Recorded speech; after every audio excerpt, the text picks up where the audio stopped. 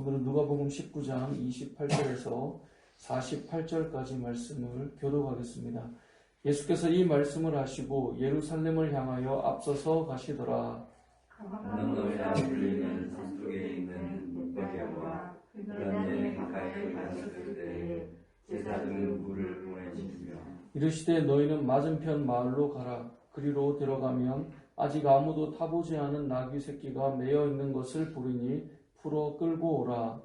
만일 누가 너희의 가까이에 오느냐 묻거든 말하기를 주가 쓰시겠다 하라 하시니 보내심을 받은 자들이 가서 그 말씀하신 대로 만난지라.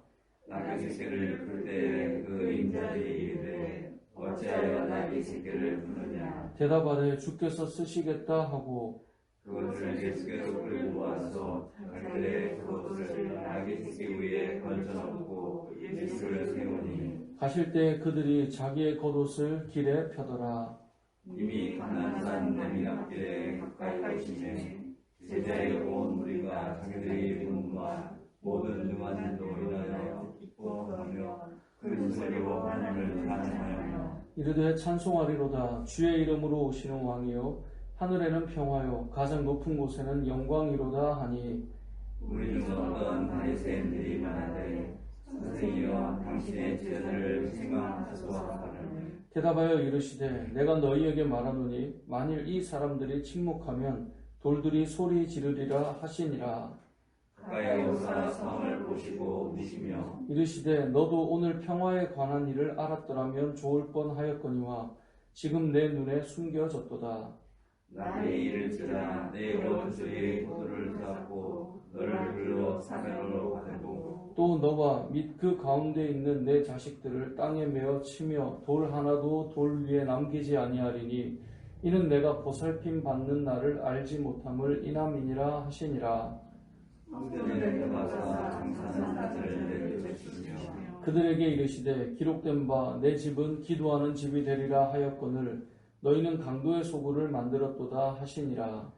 예수께서 날마다 성전에서 가르치시니 대제사장들과 서기관들과 백성의 주자들이 그를 죽이려고 꾀하되 함께요.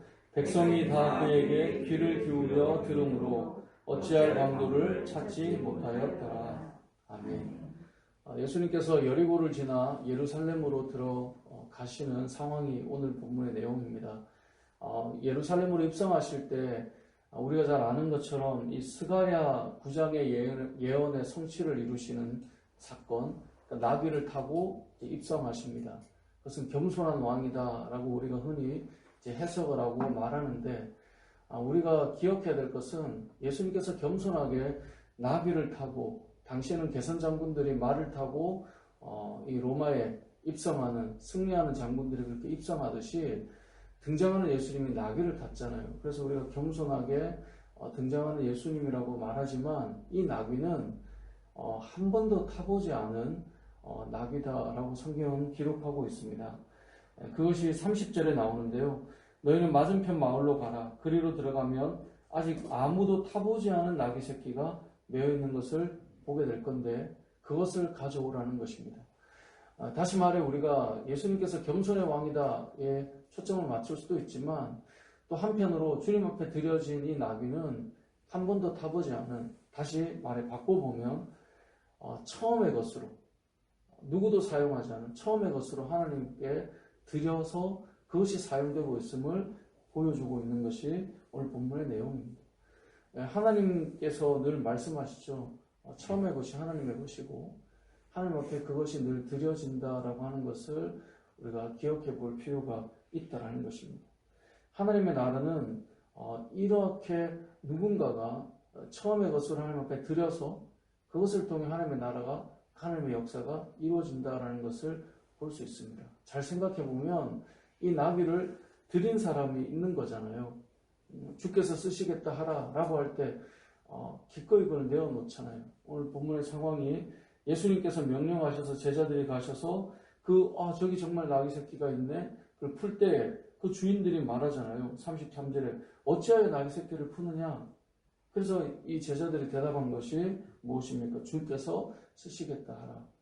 그렇게 주님께서 쓰시겠다라고 말하자 이들이 기꺼이 내어놓습니다.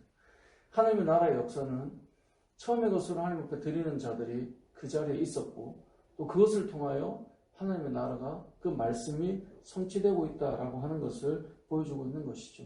오늘날도 마찬가지입니다. 여러분 교회 역사를 잘 보면 하나님께서 누군가의 마음을 움직이시고 그 움직인 자들을 통하여 하나님의 나라는 세워집니다. 하나님께서 세우신 교회도 마찬가지입니다. 교회를 통하여 하나님의 나라가 이루어지니까요. 교회가 그냥 세워지지 않습니다. 하나님께서 누군가의 마음을 움직이시고 주님 앞에 헌신되고 또 주님을 위해서 기꺼이 처음의 것을 주님 앞에 드리는 자들을 통하여서 그 일들이 이루어져 가는 것입니다. 그래서 오늘 본문을 통해 우리가 기억할 첫 번째 메시지는 아무도 타보지 않은 이 나귀를 타고 입성하신 겸손의 왕 예수 그리스도라고 하는 그 내용 안에 그 처음의 것을 주님 앞에 기꺼이 내어놓으며 주님이 쓰시겠다는 말 그 한마디로 드리며 그 말씀이 스가랴 말씀이 이루어지고 있는 그 일을 우리가 볼 수 있어야 된다는 것입니다. 두 번째로 기억할 것은 이렇게 예수님께서 예루살렘으로 입성하실 때 41절에 보면 가까이 오사 성을 보시고 무엇을 하시죠? 우시고 있습니다. 그러니까 예루살렘을 바라보시며 주님은 눈물을 흘리고 있다는 것이죠. 이것은 무엇을 의미할까요? 이 예루살렘이 결국 무너지는 것에 대해서 이 42절부터 보면 예루살렘 이 성이 어떻게 무너지는가를 이제 예수님이 아시고 그것을 바라보고 오시는 것인데 이걸 좀 더 깊이 들어가 보면 결국은 온 인류가 죄로 인해 무너지고 죽을 수밖에 없는 존재임을 바라보시며 울고 계시는 것입니다. 예수님의 십자가는 한편으로는 구원의 기쁨을 담고 있지만 또 다른 편으로는 이 심판이 공존하는 것이 십자가입니다. 그래서 은혜가 되기도 하지만 그것이 죄의 값을 치러야 되는 요소가 되기도 하죠. 그 죄의 값이라고 하는 건 주님 앞에 나아가지 않은 존재들에 대한 눈물을 말하는 것입니다. 그래서 우리 주님께서는 세상을 바라보실 때 지금도 울고 계시는 분이다라고 하는 것을 우리는 기억할 필요가 있습니다. 주님의 눈물을 모든 성도들은 우리가 가질 필요가 있습니다. 세상을 바라볼 때에도 하나님 앞에 나오지 못한 또 하나님 앞에 나오지 못하지만 그들은 그것이 전부인 것이냐 살아가는 모습을 바라볼 때 우리 주님이 눈물을 흘리셨던 것처럼 소망 없는 그 인생과 그 영혼을 바라볼 때 우리에게도 그 눈물이 있는가를 생각해 보아야 합니다. 여러분들은 어떻습니까? 세상을 바라볼 때 주님을 만나지 못한 영혼을 바라볼 때 여러분의 마음에 여러분의 심정에 눈물이 흐르고 있는가? 이것을 생각해 봐야 한다는 것이죠. 의외로 많은 성도들이 저를 포함해서 눈물을 흘려야 되는 자리에서 눈물을 흘리기보다 그냥 담담히 살아가는 왜 그럴까요? 그 영혼의 끝자락을 생각하지 않기 때문에 그런 것인데요. 주님의 눈물이 우리의 눈물이 될 수 있도록 우리는 또 기도하고 또 주님의 마음을 우리가 가질 수 있도록 구해야 할 것입니다. 마지막으로 한 가지만 더 본다면 45절에 보면 예수님께서 이제 성전에 들어가십니다. 십자가를 지시기 전 마지막 그 전까지 주님의 사역은 성전에 들어가서 장사하는 자들을 내쫓고 성전의 기능을 회복시키는 것이 주님의 마음이었습니다. 하나님께서 우리에게 원하시는 여러 가지 사역들이 있겠지만 마지막까지 성전을 정화하시고 기도하는 내 집이 강도의 소굴이 되지 않도록 하시겠다라고 하는 이 주님의 마음은 이 땅을 살아가는 우리들에게도 하나님을 예배하고 하나님을 만나고 하나님을 기도하는 물론 우리 하나님께 기도하는 물론 이 교회와 성전은 같은 것은 아닙니다. 그렇죠? 교회는 하나님을 믿는 사람들의 모임입니다. 하지만 교회는 또 한편으로 성전이 했던 기능을 가지고 있습니다. 말씀을 배우는 곳이고 또 우리가 이곳에서 기도하고 또 하나님께서 원하시는 하나님의 나라를 이루어가는 곳이 또 하나님의 임재를 경험하는 곳이 교회잖아요. 그런 의미로 본다면 하나님께서는 지금도 교회를 통하여 하나님의 나라를 회복해 가시기 때문에 십자가를 지시기 전까지 성전을 정화하셨던 우리 주님의 모습을 통해 무엇을 알 수 있을까요? 지금도 이 시대의 마지막이 올 때 마지막까지 하나님께서 원하시는 것은 교회가 교회답게 잘 세워지는 것을 하나님은 원하실 것입니다. 그래서 요한계시록도 보면 마지막 때에 대한 예언을 할 때 교회로 편지를 보내며 각 교회들이 무엇으로 칭찬받고 무엇으로 책망받는지를 말씀하시면서 교회들이 하나님 앞에 잘 서기를 원하는 것이 마지막 이 계시록의 출발점이 되는 내용인 것입니다. 이 땅에 있는 하나님께서 세우신 교회들 하나님께서 원하시겠죠. 잘 설 수 있도록. 교회가 세속화되어서 물들고 무너지는 것을 원하지 않겠죠. 교회가 기도하는 곳이 되어야 되고 하나님을 만나는 곳이 되어야 하는데 강도의 소굴이 되고 어떤 자신의 유익과 탐욕을 위해 또 어떤 기득권층이 생기는 것에 대해 하나님께서 싫어하시겠죠. 교회는 하나님께서 왜 교회를 세웠는가를 기억하며 교회를 잘 우리가 섬기며 세워가야 한다라는 것을 기억해야 합니다. 성전을 통해 그 당시 하나님을 경험하는 것처럼 이 시대에도 믿음의 사람들이 모인 교회 공동체를 통해 하나님께서는 하나님을 경험하게 하시고 하나님 나라를 세워가시기 때문에 우리도 기도할 때 우리 은혜 올린 교회뿐만 아니라 이 땅에 있는 교회들을 위해 우리는 기도해야 할 것입니다. 하나님께서는 마지막까지 교회를 통하여 역사해 가실 것입니다. 그렇다면 이 땅에 있는 교회가 하나님 앞에 잘 설 수 있도록 우리가 기도하며 또 우리가 말하기는 참 쉽잖아요. 이게 문제고 이게 잘못됐어. 저도 개척할 때 어떤 마음이었냐면 이 10수년간 교회 사역을 해보니까 교회가 이러면 안 되는 거 아니야?